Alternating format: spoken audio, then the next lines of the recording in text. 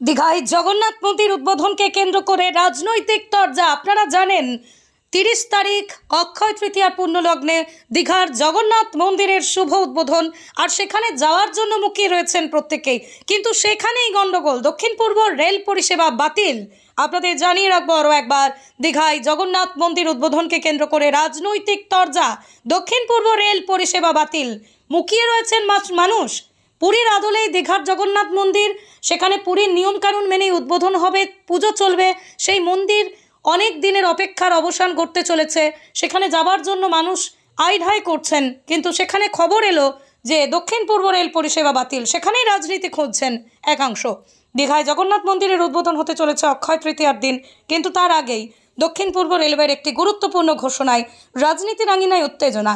গত 25শে April railway জানান যে 08113 08114 Howrah Digha Howrah EMU special, 08115 08116 Panskura Digha Panskura EMU special train দুটি, যা 26 এপ্রিল থেকে 4 মে পর্যন্ত চলার জন্য নোটিফাই করা হয়েছিল, কিন্তু তা এখন বাতিল হয়েছে।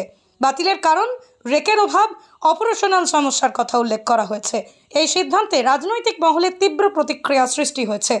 এটা অত্যন্ত ছোট মানসিকতার কাজ, ছোট মন ছাড়া এই ধরনের কাজ হয় না, এবং রাজনৈতিক উদ্দেশ্য প্রণোদিতভাবে এটা করা হয়েছে।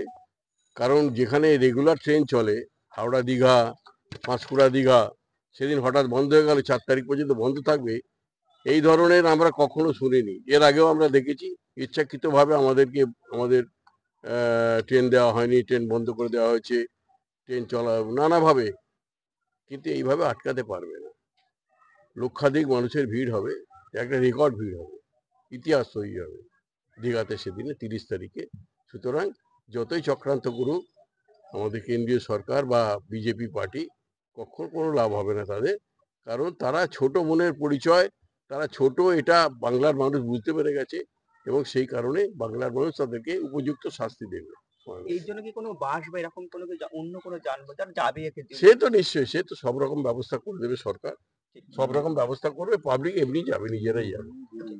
এটা তৃণমূলের রাজনৈতিক ষড়যন্ত্র, এইগুলো এইভাবে স্টেটমেন্ট দেওয়া কেন? দেখুন, রেলওয়ের রুটিন চেক আপ থাকে, যেরকম বহু ডিপার্টমেন্টে হয়, তাহলে সেখানে তার ট্র্যাকেরও চেক আপ হয়, তার বগিগুলোরও চেক আপ হয়, মাঝে সাঝে অনেকগুলো ইন্টারলকিং সিস্টেমের চেক আপ হয়। সেগুলো বিধিবত রেলওয়ে আগেই জানিয়ে দিয়েছে, আগাম জানিয়ে তারপরে ওটা করছে। তাতে এই যে সুডো সেকুলার হওয়ার যে মন্দির এনারা করছেন, নতুন দীঘা নতুন জগন্নাথ মন্দির, এইগুলো সব রাজনীতিক ভোট। একদিকে হিন্দু মারা যাচ্ছে, অন্যদিকে এনারা এইভাবে স্টেটমেন্ট দিচ্ছেন। এনার নিজের মিনিস্টারদের স্টেটমেন্ট দেখলেই বোঝা যাবে। তো এইগুলো মিথ্যে, মানে একেবারে বেসলেস এলিগেশনস আছে, আর কিছু নয়। রাজনীতিক ষড়যন্ত্র, মানুষ বোঝে, বাংলার মানুষ যথেষ্ট নলেজেবল, তারা জানে যে তৃণমূলের রাজনীতি কি, ওরা কেন কিছু বলছে।